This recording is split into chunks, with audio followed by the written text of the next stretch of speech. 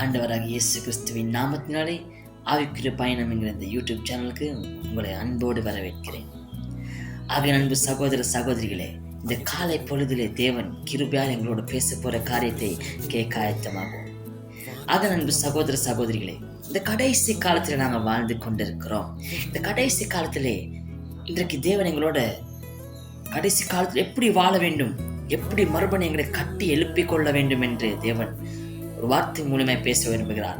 வெளிப்படுத்தல் புஸ்தகத்தில் 2ஆம் அதிகாரத்தில் 4வது வசனமும் 5வது வசனம் அவர் சொல்கிறார், நீ ஆதியில கொண்டிருந்த அன்பை விட்டாய், உன் பேர் மீது ஒரு குறை உண்டு என்று. இன்றைக்கு நாங்கள் ஆதியிலேயே வைத்திருந்த அன்பை, தேவன் மீது வைத்திருந்த அன்பை விட்டார் என்று, எங்கள் பேர் மீது ஒரு குறை உண்டு என்று தேவ சமூகத்திலிருந்து தேவன் சொல்கிறார். ஆகிய அன்பு சகோதர சகோதரிகளே, நீங்க கொஞ்சம் யோசிச்சு பாருங்க. நீங்க ஆதியில தேவன் மீது வைத்திருந்த அன்பு இன்றைக்கும் அதே போலவே தேவ சமூகத்தில் இருக்கிறதா என்று. அதே அதிகாரத்தில் 5வது வசனம் சொல்கிறது, நீ எந்த இடத்துல விழுந்தாய் என்பதை நினைவில் வைத்து மனம் திரும்பி நீ ஆதியிலே செய்த காரியங்களை மறுபடியும் செய் என்று தேவன் சொல்லி இருக்கிறார்.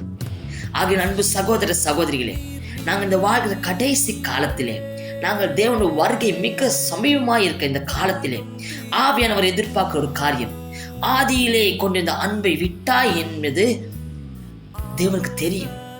இன்றைக்கு நாங்கள் ஆதியிலே கொண்டிருந்த அன்பை விட்டு இன்னைக்கு தேவ சமூகத்தை விட்டு மிக தூரமாய் போய் கொண்டிருக்கிறது என்று தேவன் அறிகிறார். ஆகிய அன்பு சகோதர சகோதரிகளே, நீங்க எந்த இடத்துல இன்றைக்கு விழுந்திருக்கிறீங்க, எந்த இடத்துல உங்க ஜெபம் மங்கி போனது, எந்த இடத்துல உங்க ஊழியம் மங்கி போனது, எந்த இடத்துல உங்க ஆவிக்குரிய வாழ்க்கை இடிந்து விழுந்தது என்று நினைவில் வைத்து மறுபடியும் அதிலிருந்து மனம் திரும்பி தேவனுக்காக பழைய காரியங்களை தேவனுக்காக செய்த ஆரம்பத்திலே நீங்க தேவனுக்காக செயல்பட்ட விதத்திலே மறுபடியும் வர வேண்டும் என்று தேவன் விரும்புகிறார். இன்றைக்கு நீங்க செய்ய வேண்டிய ஒரே ஒரு காரியம், ஆண்டவரே நான் பாவம் செய்து விட்டேன், ஆதியில கொண்ட அன்பை விட்டு விட்டேன் என்று யாரு மனதால இருதயத்தின் ஆழத்திலிருந்து அதை உணர்ந்து தேவ சமூகத்தில் ஒப்பு கொடுக்கிறீர்களோ, தேவன் இன்றைக்கு ஆதியிலே கொண்டிருந்த அன்பையும் உங்களுக்கு கொடுத்து, தேவன் ஆதியில வைத்திருந்த வல்லமை வரங்களும், தேவன் உங்களுக்காக மங்கி போயிருந்த உங்கள் மீது இருந்த அபிஷேகங்கள், மங்கி போன அபிஷேகங்கள் மறுபடியும் உயிர்ப்பிக்க விரும்புகிறார். ஆகையால் இந்த வசனத்தை நல்லா நினைவுக்கு வைத்துக் கொள்ளுங்க அன்பு சகோதர சகோதரிகளே. இன்றைக்கு ஆதியிலே கொண்டிருந்த அன்பை விட்ட ஒவ்வொரு சகோதர சகோதரிகளும், ஒவ்வொரு பிள்ளைகளும் தேவன் பேசிக் கொண்டிருக்கிறார். இன்றைக்கு யாரும் தேவ சமூகத்தை விட்டு தள்ளப்பட்டவர்கள் என்று யாருமே இல்லை. தேவ சமூகத்திலே ஒவ்வொரு பேரும் பொக்கிஷமாக தேவன் கண்களிலே ஒவ்வொரு பேரும் பொன்னாக விளங்குற பாத்திரங்களாய் இருக்கிறீர்கள். ஆகினால் எந்த இடத்துல விழுந்திருக்கிறீர்கள் அது நினைவில் வைத்து மனம் திரும்பி ஆதியிலே தேவனுக்காக செயல்பட்டதை போல மறுபடியும் செயல்பட ஆயத்தமாகுங்க. தேவன் உங்களை வல்லமை எடுத்து பயன்படுத்துகிற காலங்களாய் இந்த கடைசி காலங்களை தேவன் பயன்படுத்த விரும்புகிறார்.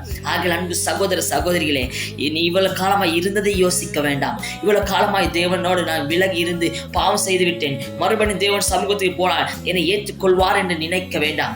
தேவன் அன்போடு அழைக்கிறார். ஆகிய அன்பு சகோதர சகோதரிகளே, நீ எந்த இடத்துல இன்றைக்கு விழுந்திருக்கிறார் அதை நல்ல நினைவுக்குள் வைத்துக் கொண்டு நீ மனம் திரும்பி ஆதியில தேவ சமூகத்திலிருந்து செய்த காரியங்கள் மறுபடி செய் என்று தேவன் சொல்லிக் கொண்டிருக்கிறார். ஆகையினால் இன்றைக்கு யார் யார் ஒப்பு கொடுக்கிறீர்களோ தேவன் அதே போலவே அவர் வாழ்க்கையில் செயல்பட போகிறார். கண்களை மூடி ஜெபிக்க ஆயத்தமாகும். மகா உன்னதமான மகத்துவத்தின் ஆவியானவரே, உங்க வல்லமுள்ள நாமத்தால் ஜெபிக்கிற தகப்பனே, ஆண்டவரே உங்க வார்த்தைக்காக நன்றி. இந்த சேனல் மூலமா இந்த வார்த்தையை கேட்டுக்கொண்டிருக்க ஒவ்வொரு சகோதர சகோதரி மீதும் தேவன் வல்லமை இறங்கும்படி ஜெபிக்கிறேன்.